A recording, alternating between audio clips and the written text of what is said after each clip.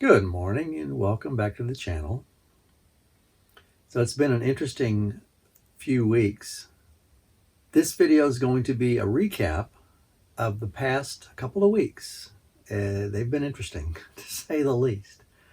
I left the northeastern part of Lake Michigan. I'm coming down the Michigan side, and last thing I did was I worked on the boat, did my oil change and some other mechanical things, and then started heading further south while the lake was nice and calm. Got down to Grand Haven. Entering Grand Haven Inlet. Grand Haven was a really beautiful spot. Great little town. So I'm in Grand Haven, Michigan, and for some reason, I got a feeling this is Coast Guard City, USA. I don't know why, I just got that feeling.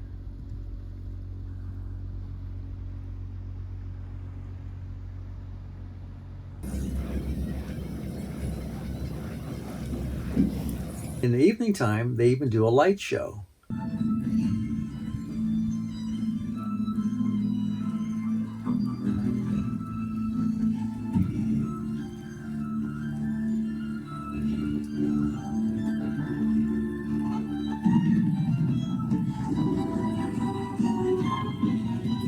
Granted, it's pretty lame. Doesn't compare with anything you've seen at Vegas or Disney or anything, but it was something to watch until the mosquitoes started eating us up and I had to come back inside. The issue started when the ocean out there, Lake Michigan, started kicking up. The seas got to 9 feet and the swells were coming in from the west, so all the rollers were hitting the inlet. And then those rollers were being forced down the inlet, and we're probably a quarter mile in, I guess, maybe even a half mile, I don't know. And they weren't like big rollers coming in the marina. You could see them. They weren't terrible, but when they'd hit the walls under the water, they would rebound, and the forces would kind of like combine together and cause this crazy little weird turbulence underneath the water.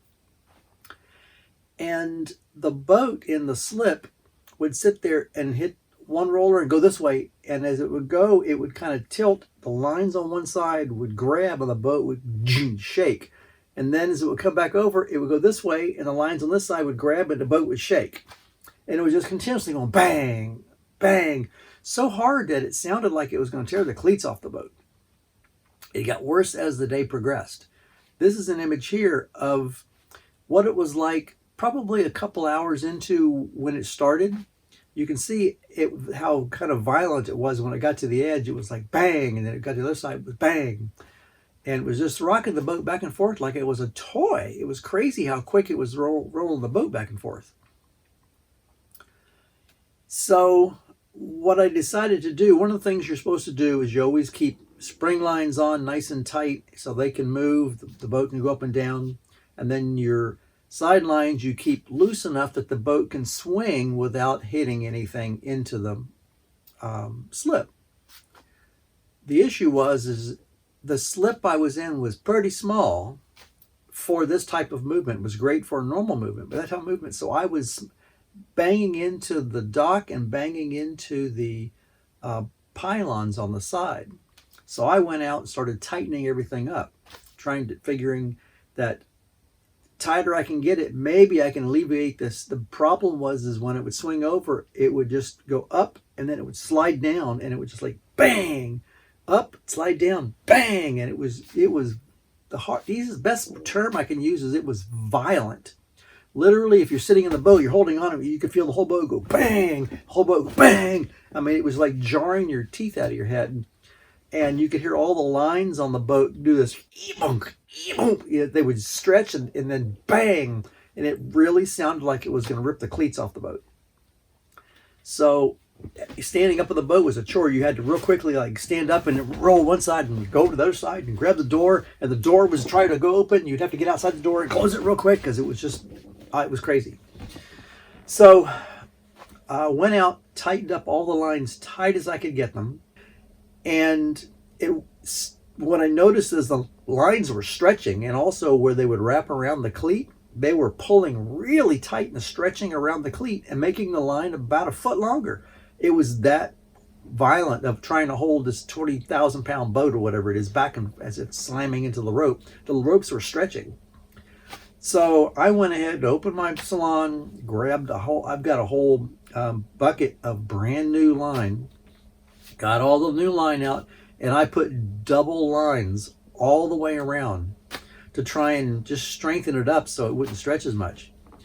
And it got more violent by about 1 a.m. I couldn't stand in the boat. There's no way I could even sleep in the boat. You couldn't lay on the bed or anything. It was just jerking you around. I went out and stood on the dock, and I'm staring at the boat. 1 a.m, there's lights across the marina so you can see what's going on. And I think it was even full moon because I noticed it was quite bright out. All the boats, they're all banging and pulling and banging and pulling. They're all lined up across the marina. A couple other people outside trying to tighten their lines up and all too. In the middle of the night, they got really bad.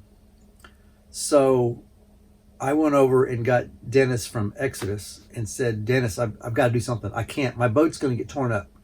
It's literally jerking so violently, I'm going to rip a cleat off the boat. It's that bad.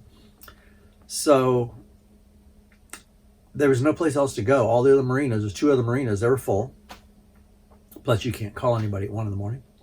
So Dennis was nice enough to drop his tender.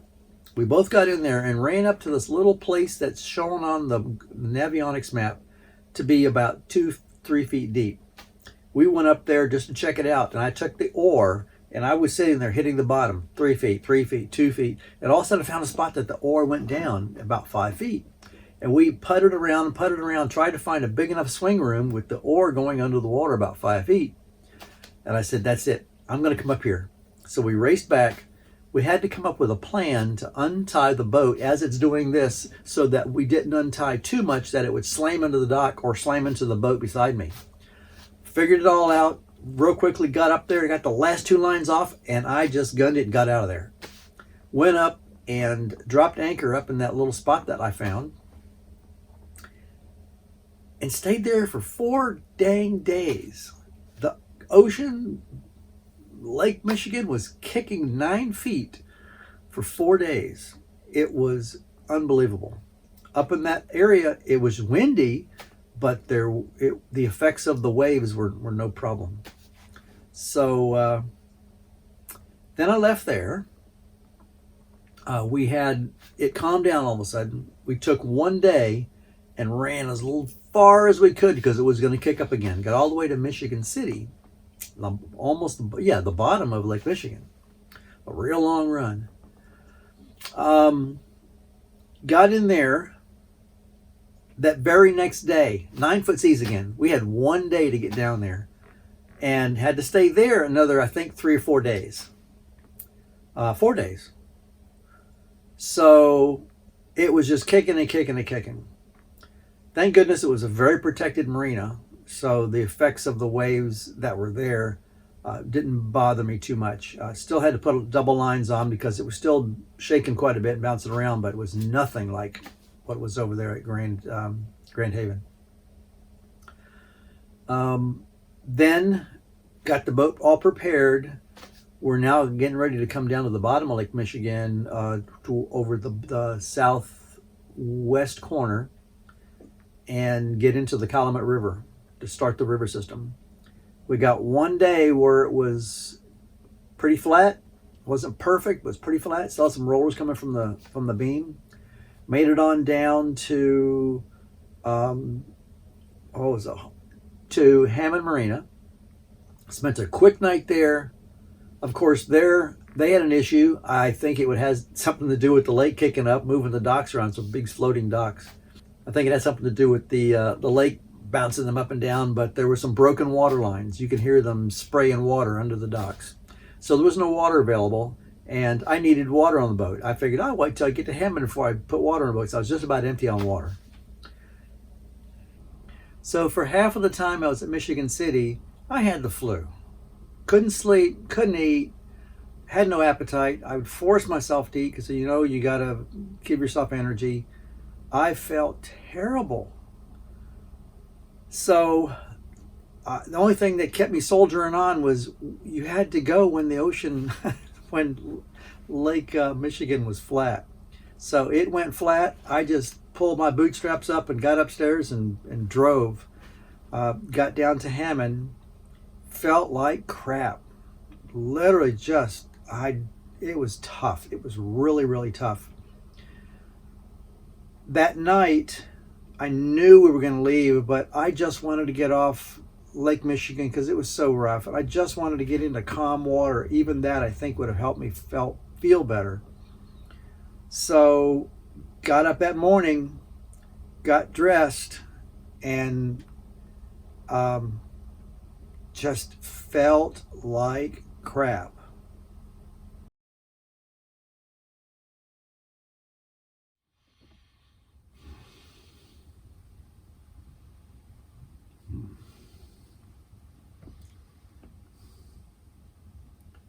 Uh, 101.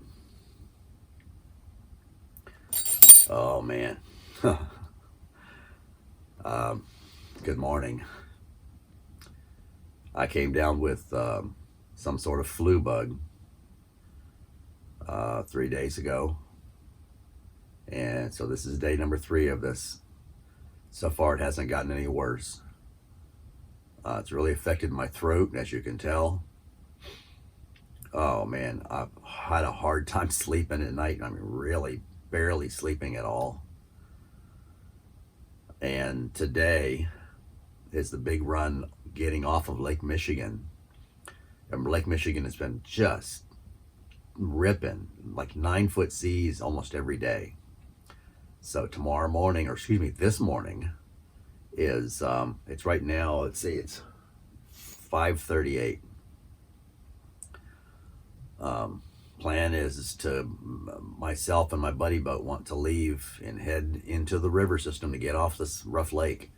And the predictions are for this morning, early morning, it's supposed to be acceptable out. So we want to quickly make the run. Right now we're in, God, I can't even think. I'm just having hardly any sleep. Where are we at? Hammond Marina, which is on the bottom of Lake Michigan. It's just a couple of mile run that we have to run to get to the Calumet River, the Cal-Sag.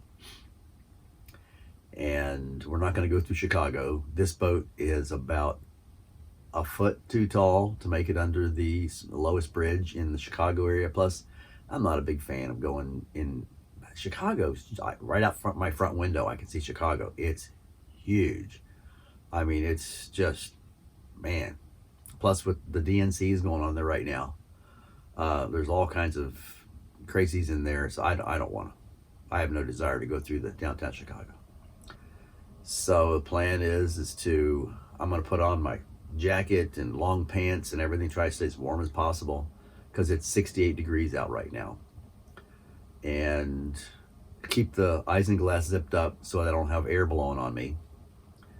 And we're going to hit the Calumet River, and there's going to be a total of, I don't know, it's probably 32 locks, not locks, 32 bridges, and I think 1 or 2 locks that we have to go through. And we're going to be heading to Joliet, the Joliet free wall for tonight. Anyway, that's the plan. Follow along, see if I stay alive. Sorry. Yeah, so at this point, plan is to leave at 6:30. So I'm going to make a nice hot cup of tea with honey and lime in it for my throat. And I'm not even hungry, but I know I need to eat something to keep my strength up. So yeah, that's the fun for today. I just can't sit here. So anyway, let's get going. Entering Calumet River. There's Chicago off in the distance.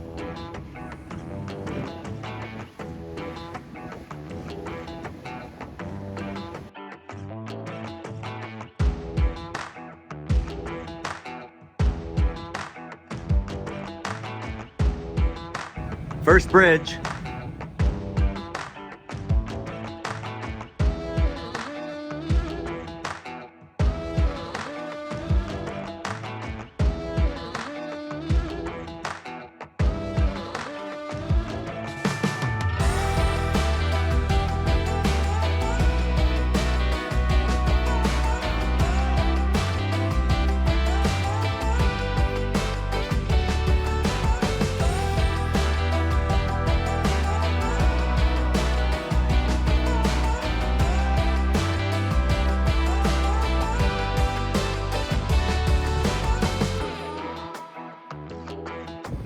This is where the Chicago River and the Calumet come together.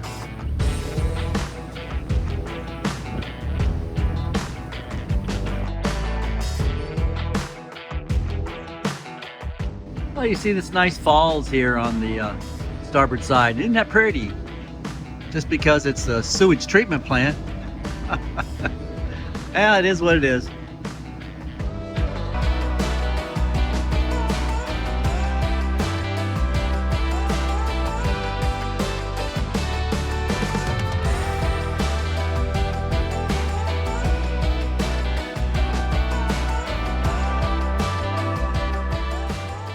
Once you got past the industrial area, it starts to open up nicely.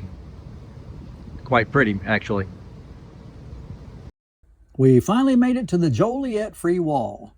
We were even greeted by a local police officer, which grabbed our lines and talked with us for a while, made us feel very comfortable and safe. Not as sketchy of an area as people make it out to be.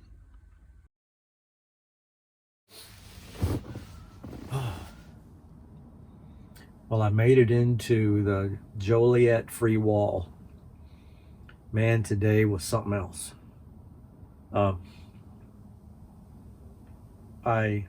With this flu that I've got, and also, I don't know if I've ever mentioned in other videos, but I suffer from continual migraines. I mean, I have a migraine every day, but I've had them for 30 years.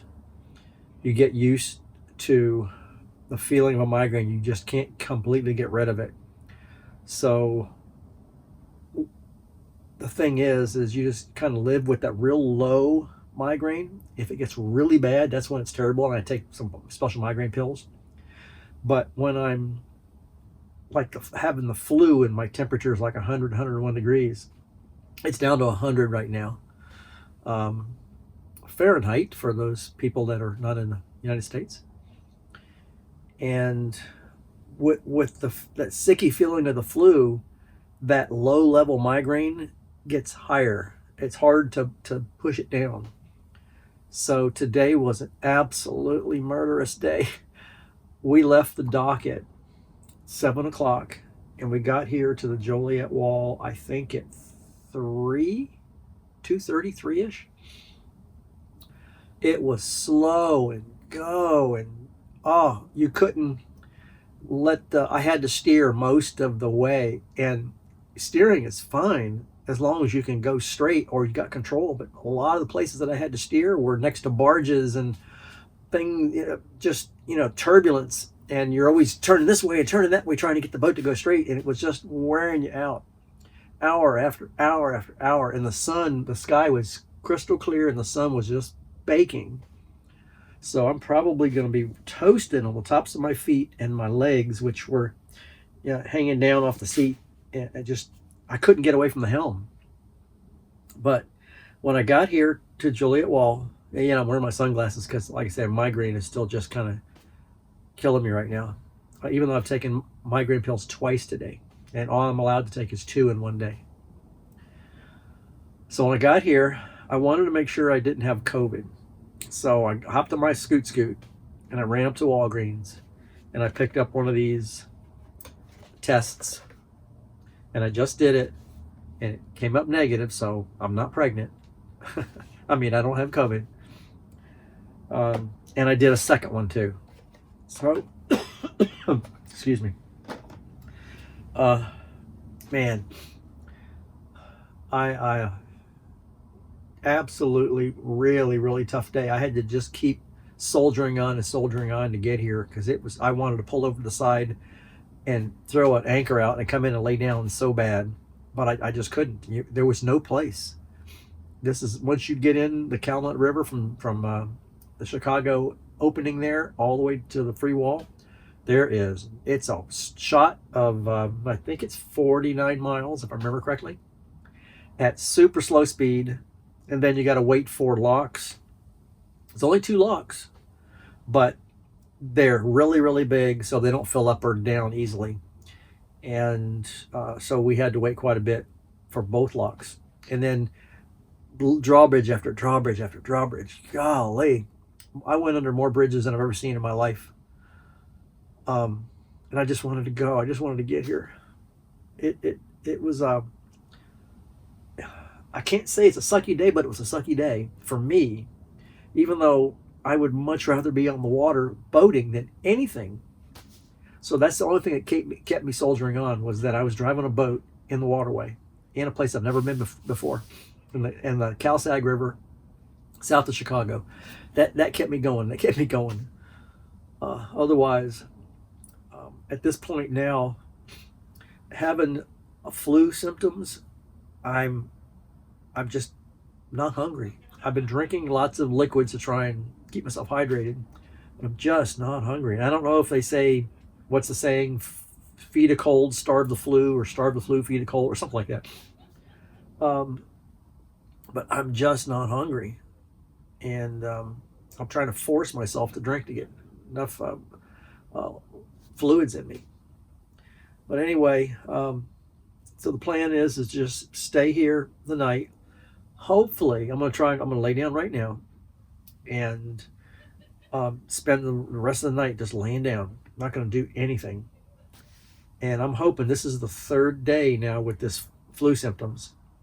Hopefully, it's going to start waning and getting better tomorrow. Hopefully, I'll wake up in the morning and I won't have a fever. Because like right now, when I close my eyes feel real hot. You know, that fever feeling. It sucks. And I'm coughing. It was really weird. When I'm sitting up, I don't cough a lot. As soon as I lay down, I can't stop coughing. I don't understand it. I don't know what that means. Anyway, so now you're up to date, and I'm gonna sign off for this evening and get some rest and hopefully push through this sucky feeling, and hopefully I'll be feeling much better in the morning. So, good night.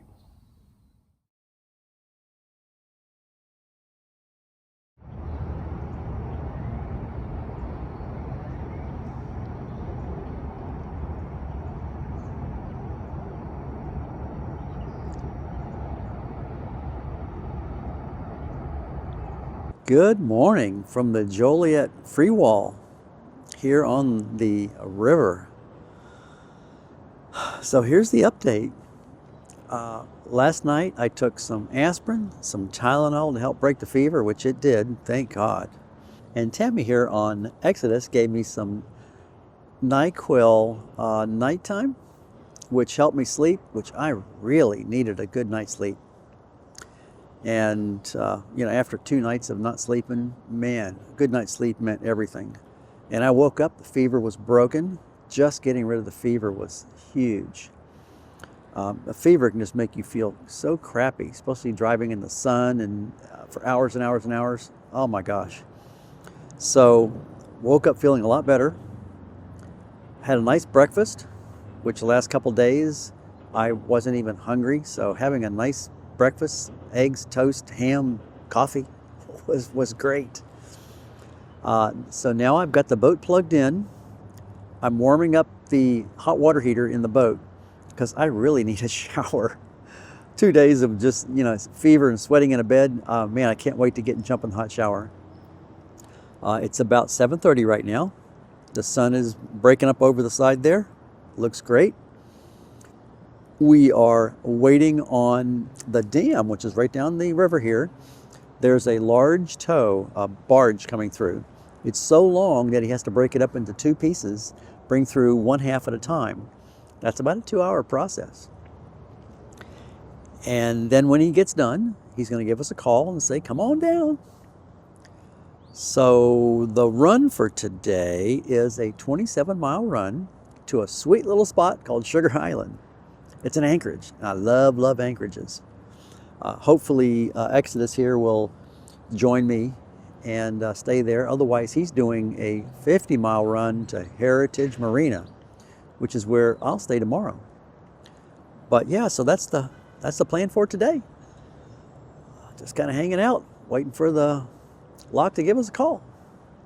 But the positive part is broke fever and I feel so much better. So huge thumbs up with that. And can't wait to get on the water. Well, I finally had a shower and I feel like $1,000,000. So we called the lock again and he said it's going to be another 2.5 more hours. So I'm going to make some lunch. So one thing that was really cool was the mechanic that did the work on my hydraulic steering ram.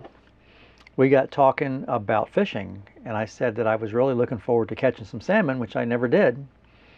And that morning when I went in to pay the bill, he saw me come in. He goes, hang on a second. He comes running out and he gave me some freshly caught salmon. Wasn't that awesome? I tell you, the people around boating are just magnificent.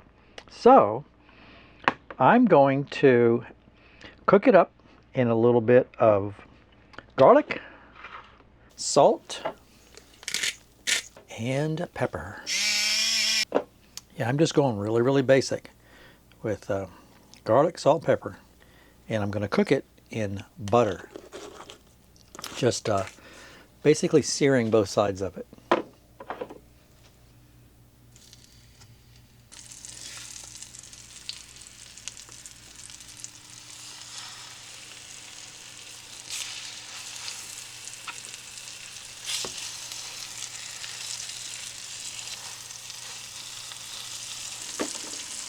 Get my plate ready. A little bit of that rice that I cooked earlier.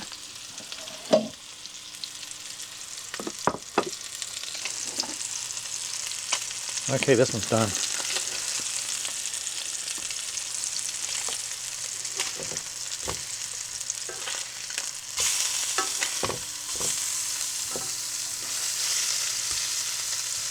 You definitely don't want to overcook any fish, and especially salmon.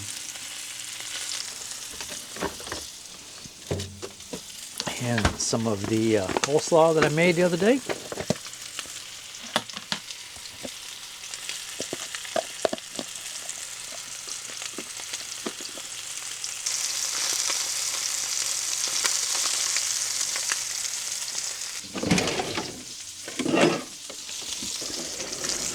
I'm going to cover this and turn it off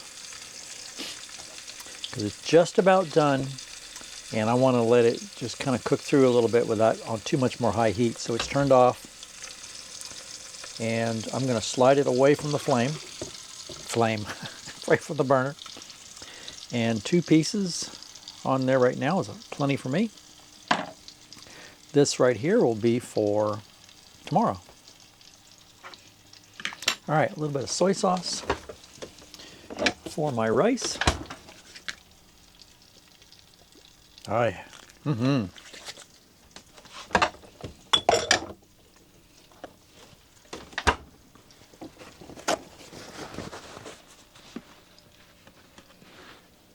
at that.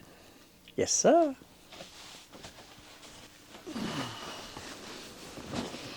All right.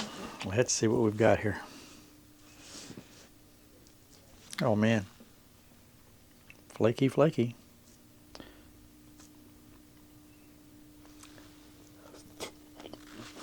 Oh my goodness. I tell you what.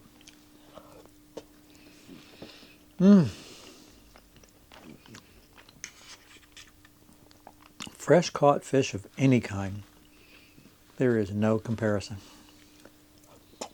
Oh, coleslaw.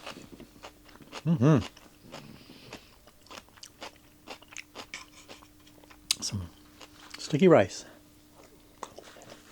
Oh yeah. Really, really good stuff. One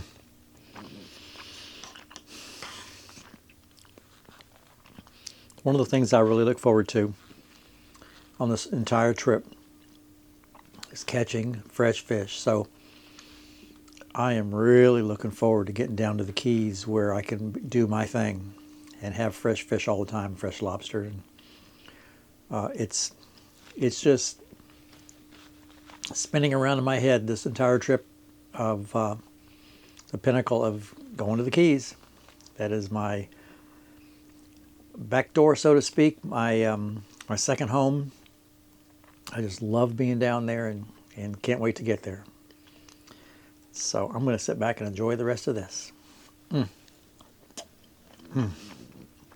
So I'm going to finish up lunch here, and who knows when we're going to get through this lock.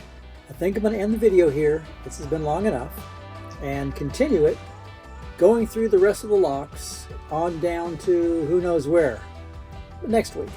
So again, thanks so much for watching, and I'll see you in the next one.